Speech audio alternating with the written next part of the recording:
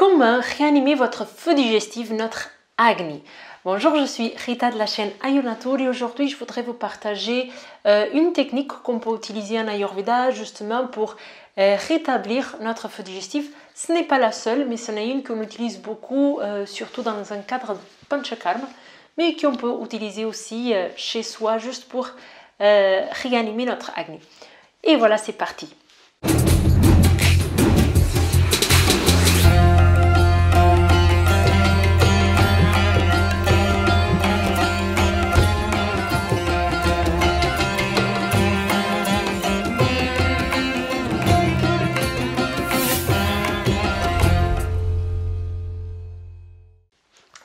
Donc aujourd'hui, je voudrais vous parler d'une technique qui s'appelle, ou d'un protocole, si on peut appeler comme ça, qui s'appelle le Samsarjana Krama. Ok? Et en fait, c'est un protocole qui normalement est suivi dans le cadre d'un Panchakarma, c'est-à-dire qu'on va l'utiliser comme une méthode de rétablir notre feu digestif, notre acné, après un panchakarma. Okay? Donc pour ceux qui ne savent pas ce que c'est le panchakarma, c'est un genre de détox qu'on fait profond du corps. Donc l'idée avec un panchakarma, c'est de sortir les doshas qui sont viciés, qui sont malades du corps. Okay? Et donc c'est un processus qui est assez, qui brusque beaucoup le corps, qui est assez violent pour le corps, okay? Parce qu'il y a des vomissements. Selon les problèmes, il peut y avoir des vomissements, il peut y avoir des diarrhée thérapeutique, des purges en fait. Voilà, entre autres, il y a des saignées. Après ça ne veut pas dire que quand on fait un panchakarma, on fait toutes ces techniques-là. C'est toujours adapté à chaque personne, bien sûr. Mais normalement, un panchakarma, il a trois phases. Une pré, une pendant, où vous faites tous ces traitements, et une phase post-panchakarma, qui est justement une phase où c'est très important de rétablir l'acné, le feu digestif de la personne, qui a été justement affaibli par le panchakarma en lui-même. Et du coup, pour que la personne reste en bonne santé et que par la suite ça se passe bien, on fait ce protocole Samsarjana Krama. Pourquoi je vous parle de ce protocole? Parce que même si on ne va pas faire un panchakarma en France, déjà c'est pas possible, on n'a pas les installations pour...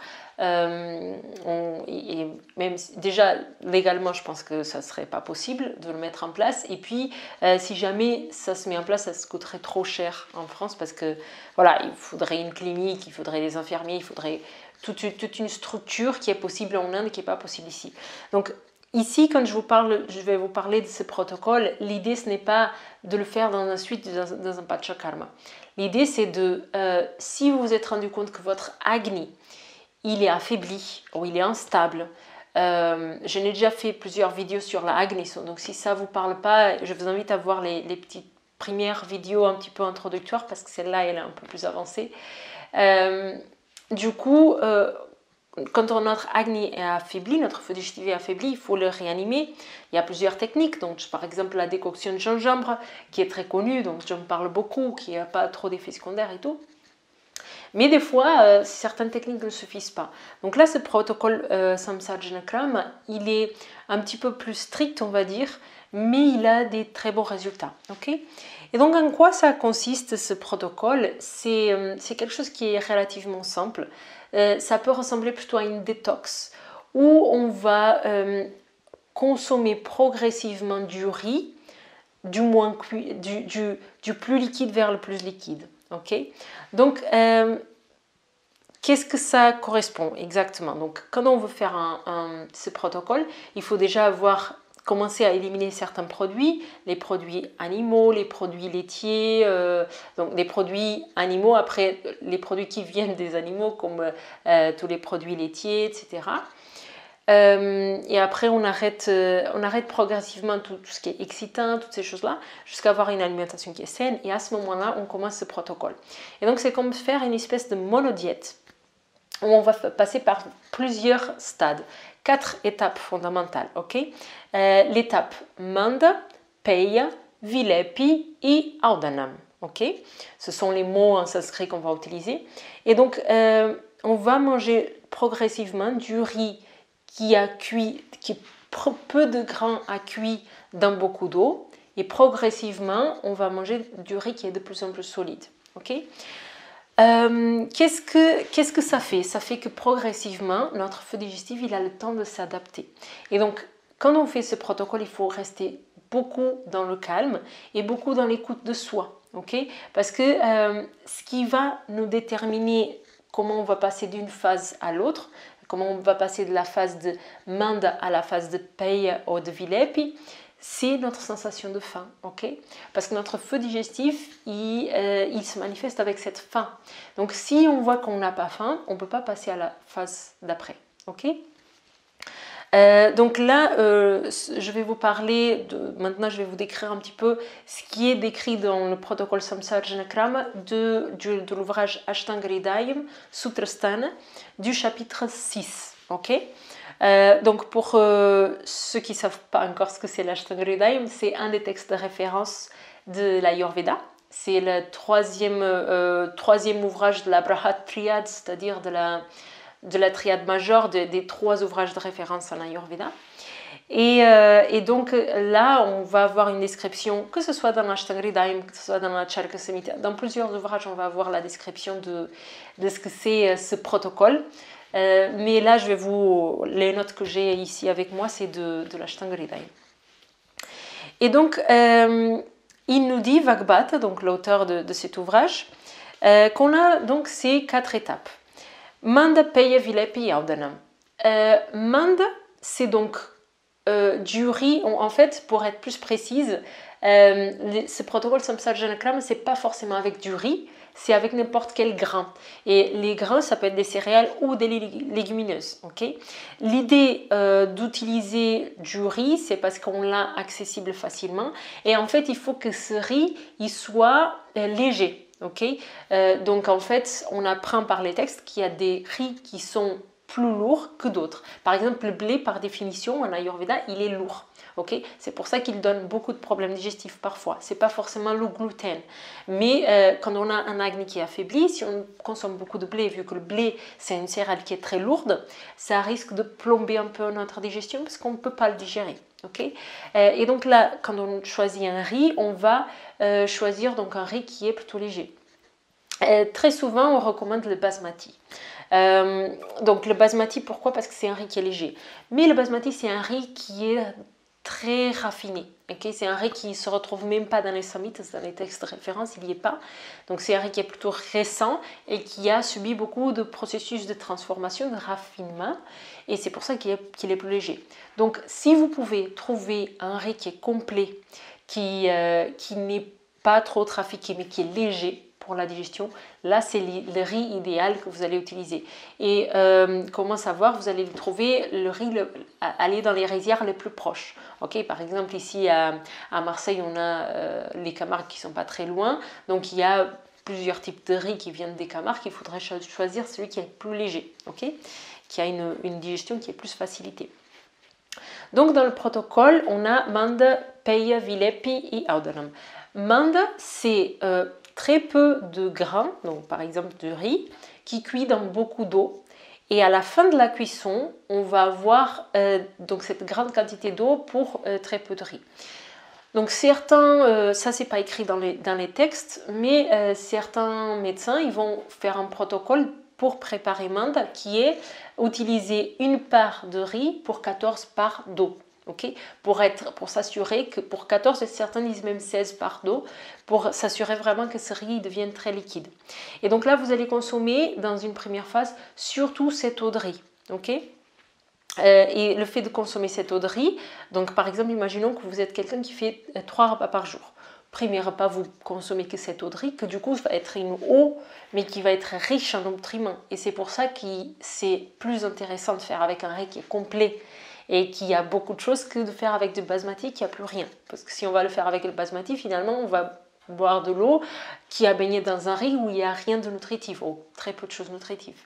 Donc là, l'idée, c'est vraiment de consommer ce riz, cette eau de riz, parce qu'elle va être très nutritive, même si elle est très liquide, et donc très facile à digérer. Deuxième repas, il faut observer sa faim. Est-ce qu'on a la sensation de faim qui est revenue ou pas? Si elle n'est pas revenue, on continue avec cette première phase de Manda. Si elle est revenue, on peut passer à la deuxième phase, Vilepi. Ok, et ainsi de suite. Si Si la faim n'est pas revenue encore, on continue au 3e repas, etc. Et on continue comme ça. Donc c'est un protocole qui peut durer 2 jours, comme c'est un protocole qui peut durer 2 semaines. Vous voyez? Après, tout dépend de notre constitution de base. Mais si on est en vata pur et qui a du coup plus tendance à être un peu affaibli, 2 semaines, ça risque d'être trop. On risque trop l'amaigrissement. Okay, donc ça, il faut faire attention aussi. C'est pour ça que j'hésitais beaucoup à faire cette vidéo, parce que ce protocole, il peut avoir des effets secondaires si on l'applique mal. Donc le mieux, c'est de partir juste sur 2 jours, comme ça on ne se trompe pas. Et essayer d'écouter sa sensation de faim. Okay, au pire, chaque repas, on fait un protocole, une étape différente, et donc ça dure 4 pas et ça n'aura pas d'effet négatif, ok? Et ça aura soulagé votre digestion, même si ça n'a pas réglé complètement votre acné, ça va déjà soulager, ok? Dans un premier temps, vous pouvez faire ça. Donc deuxième partie, on va utiliser Peya, donc avant Vilepi. Je disais Vilepi tout à l'heure, mais la deuxième phase, c'est Peya. Et Peya, donc, c'est de l'eau, on va avoir moins d'eau et un peu plus de grains. Vilepi, encore moins d'eau et encore plus de grains. Et Audanam, ça va être une phase où on va avoir du riz ou le grain qu'on a choisi déjà complètement sec. Donc que toute l'eau ça évaporé. Certains médecins, là pour Audanam, ils vont dire qu'on continue à cuire le riz dans une part de riz pour 14 parts d'eau et qu'après on va égoutter cette eau pour que les grains soient secs et on va manger que le grain. C'est pas ça qui est écrit dans l'Ashtanga-hridayam. Okay? Dans l'Ashtanga-hridayam, quand il nous parle de la 4e phase, de la phase Audanam, il nous dit justement de cuire le riz complètement jusqu'à qu'il n'ait plus de liquide. On va voir un peu après dans cette vidéo aussi, il parle de plusieurs façons de le faire, mais dans tous les cas, il décrit bien qu'il faut que ça s'évapore jusqu'au bout. Maintenant, si on va adapter ça à nos jours, il faut qu'on prenne en considération que certains sols, ils peuvent être pas très bons. Certains sols où pousse le riz peuvent être pas très bons pour notre santé. Donc, par exemple, des sols où il y a beaucoup d'arsenic, si on va cuire un riz qui a plein d'arsenic et que du coup on va laisser l'eau s'évaporer jusqu'au bout, le riz il va être plein d'arsenic. Alors que si on laisse cuire le riz dans l'eau et qu'on vide l'eau, l'arsenic, la plupart de l'arsenic il va partir. Donc ça c'est un cas où ça peut être plus intéressant de faire une petite adaptation à ce que Vagbhat est en train de dire et de virer cette eau. Bien sûr que nous, en Europe, on a le choix quand même. Donc, si on peut privilégier un riz qui n'a pas poussé dans des sols où il y a beaucoup d'arsenic ou d'autres polluants ou d'autres choses, il vaut mieux pas consommer ce riz. Okay? Donc, ça, c'est toujours le choix. Après, je vous dis comment c'est écrit dans les textes. Et donc, qu'est-ce qui fait chacune de ces parties? Donc, la première étape, l'étape Manda, Vagbhat nous explique qu'elle va avoir beaucoup de propriétés. Et donc, déjà, dans les 4 étapes, toutes les 4 étapes, elles vont rendre un riz qui est facile à digérer. Et dans cet ordre, c'est-à-dire que Manda, il est plus facile à digérer que Peya est plus facile à digérer que Vilepi, et ainsi de suite. Okay? Si on veut rajouter d'autres phases, après la phase Audanam, on peut commencer à introduire d'autres types de grains. Imaginons qu'on le fait avec du riz, on peut introduire dans une 5e phase par exemple des lentilles corail, après on peut commencer à introduire d'autres choses. Mais bon, là je m'éloigne trop déjà du sujet, mais si on veut faire progressivement et réintroduire de plus en plus d'aliments dans notre alimentation quotidienne, on fait comme ça progressivement à chaque repas. Ok ?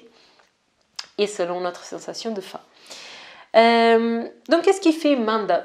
Manda, il fait Vata Anuloman. Vata Anuloman signifie que Manda va redirectionner le mouvement de Vata. Donc, imaginons dans un cas où on a un Vata qui est erratique. Le fait de faire des repas de Manda, ça va permettre au Vata de se rétablir et de trouver sa direction. Ça reste peut-être un petit peu bizarre et difficile à comprendre. Dans un cas concret, par exemple, un mouvement de Vata qui n'est pas réglé, par exemple, un mouvement de Vata qui va vers le bas, c'est l'aisselle. Ok, ça c'est dans le Apanavayu, c'est le mouvement descendant, par exemple l'aisselle. Donc si on ressent qu'il y a un blocage à ce niveau-là, on peut utiliser Manda et ça va aider peut-être à, si il y a un problème de Vata, de directionnement de Vata à cet endroit-là, Manda va aider. Ok. Qu'est-ce qu'il nous dit de plus, Vagbata? Il nous dit qu'il est Trut, Glami, Dosha, Shlesha. Donc il nous dit qu'il est Trut, il est très hydratant. Donc il est très bon si on a une sensation de soif constante. Il va être très hydratant. Glami, il va être revigorant. Et en fait, Dosha, Shlesha, c'est qu'il va finir, il va enlever la fin du dosha. Donc ça s'applique pas trop à nous qui voulons faire ce protocole pour réanimer notre feu digestif. Ça, c'est dans un cadre de Panchakarma, ce que je vous disais au début de la vidéo.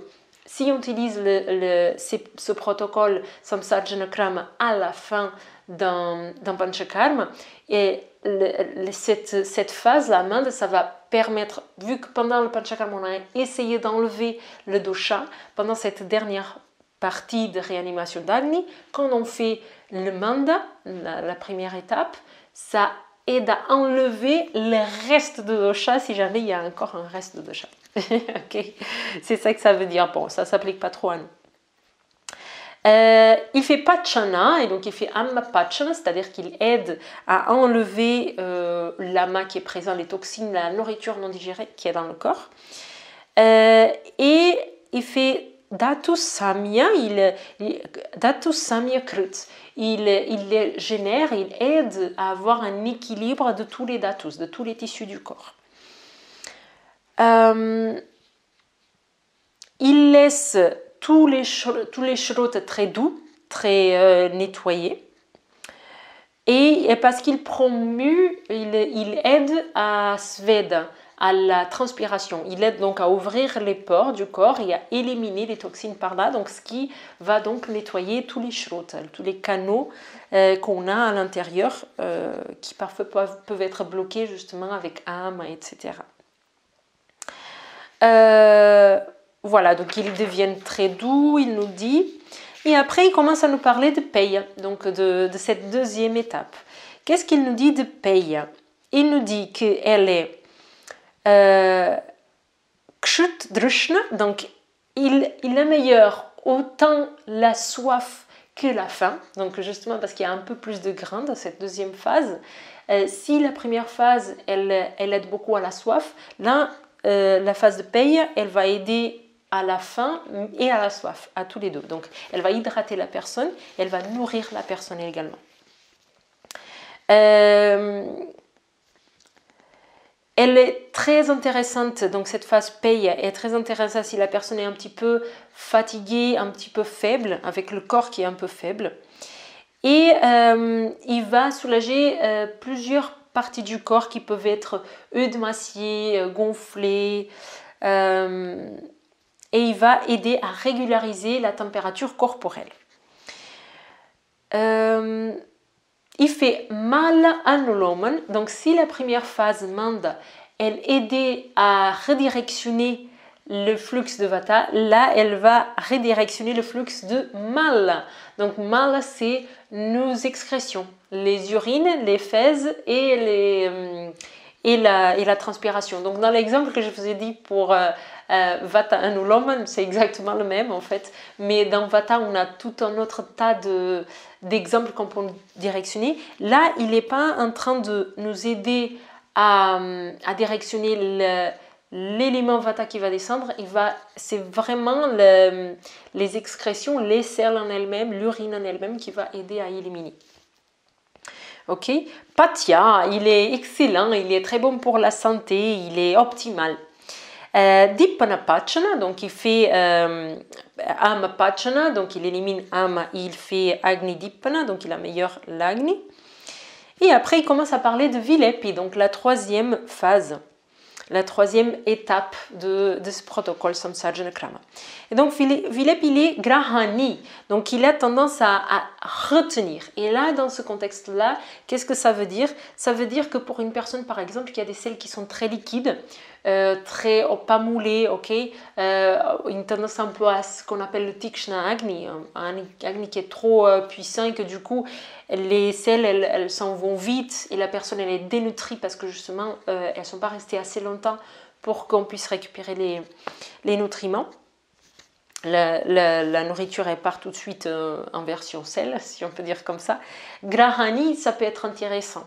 Donc, Vilepi, donc c'est troisième stade où on a plus, un peu moins d'eau et un peu plus de grain, même si on n'est pas encore dans le grain qui est complètement sec, ça peut aider pour retenir un petit peu les sels.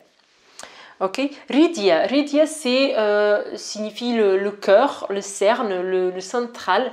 Et donc ça veut dire que c'est bon pour tout ce qui est cœur, toute cette zone centrale, cœur, poitrine, c'est intéressant pour toute cette zone.